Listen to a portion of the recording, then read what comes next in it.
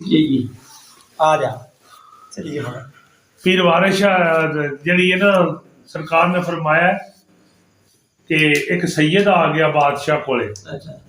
उस बंदे ने मियाँ साहब उन्होंने दी सेवा की। सेवा करन तो बाद उन्होंने अपनी किताब च लिखिया, कर लिखिया जातां दा तू मान ना करी, जातां दा तू मान ना करी ते रवी इसे भलेखे बुल्ले वर्गे असां कंजरा दे घर च सौदा ढोंदे वेखे ते उठियां लंबियां लाल खजूरां ते पत्थर जिन्हां दे सावे, ये दुनिया मुसाफिर खाना कोई आवे कोई जावे। ते बड़े बड़े मैं ढांडे डिठे ते जोरावार सतराने, बेवकूफां दे नौकर डिठे ते दानिशमंद सियाणे।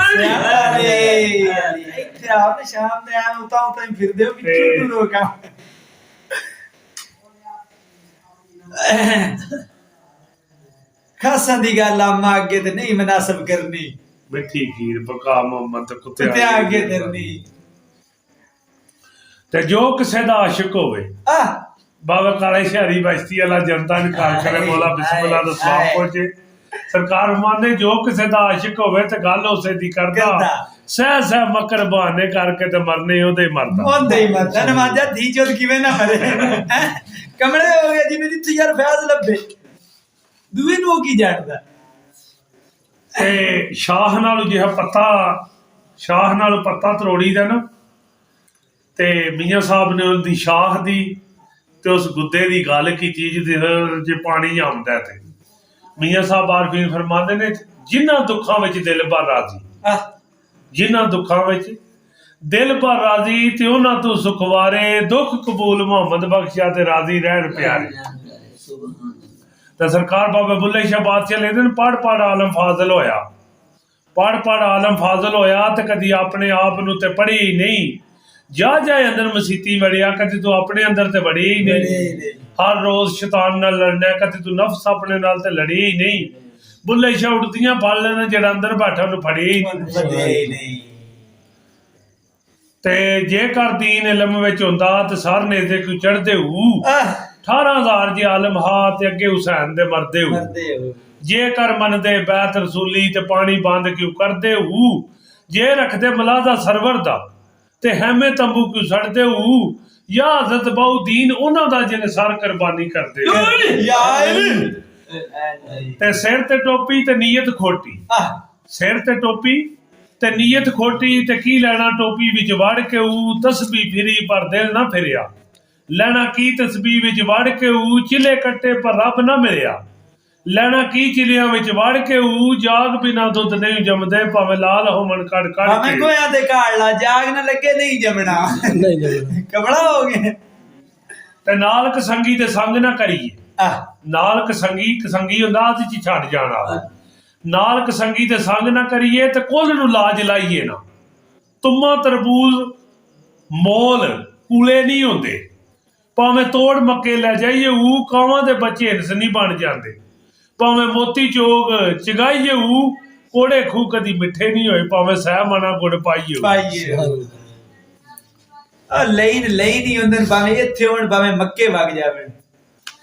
ते सरकार मियाँ साहब आरफीन बादशाह ना एक मरीद आ बादशाह दा, ते सरकार माया जा पानी भर लिया, खूह ते वेखियां बीबियां सोहणियां पानी भरन ला पिया, रात होई ते मियाँ साहब को गया ते जाके कहंदा है सरकार मैनू लेट हो गया, उत्थे छां ही बह रहा, सरकार माया ना, सरकार अपनी किताब च लिखिया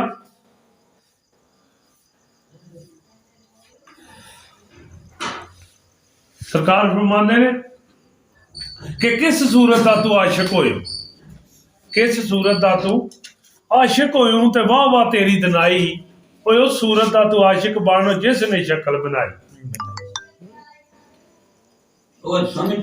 ते जीम जिन्हां यारां दा मैं संग कीता, जीम जिन्हां यारां दा मैं संग कीता ते छड्ड गए ने यार सानू, मौत दे मारियां ते नहीं सा मरदे पर मार गए ने दिलदार सानू, गैरां ने सानू की उजाड़ना सी उजाड़ गए ने गम हार सानू, बगानियां ते काहदा शिकवा सदीकिया जोरा अपने कोल नहीं मिलिया प्यार सानू। नमाज़ ਚਕੋਰ ਤੇ ਚੰਨ ਦਾ ਆਪਸ 'ਚ ਪਿਆਰ ਹੁੰਦਾ ਹੈ।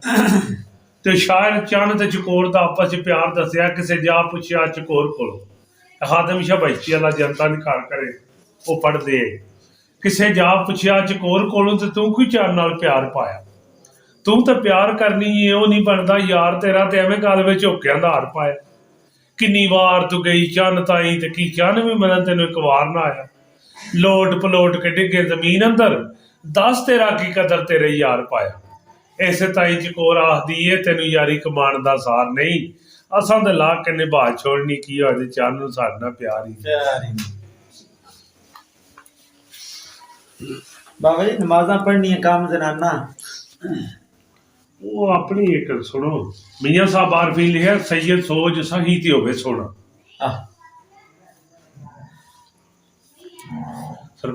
ਸੈਯਦ ਸੋਚ ਸਹੀ ਤੇ ਹੋਵੇ ਸੋਣਾ। ਤੇ ਮੀਆਂ ਸਾਹਿਬ ਆਰਫੀ ਨੇ ਨਾ ਆਪਣੀ ਇੱਕ ਸ਼ਾਨ ਲਿਖੀ। ਸਰਕਾਰ ਲਿਖਿਆ, ਕਈ ਬੋਲੀ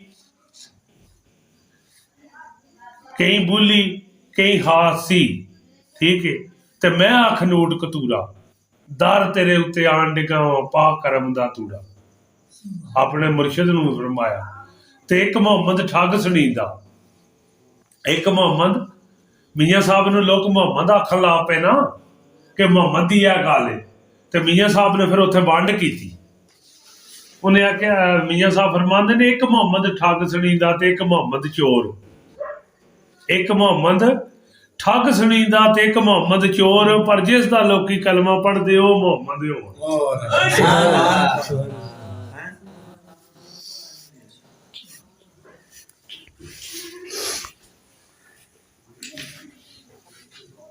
ਸਮਾਣੀ ਸਰਕਾਰ ਨੂੰ ਰਾਤ ਪੈ ਗਈ।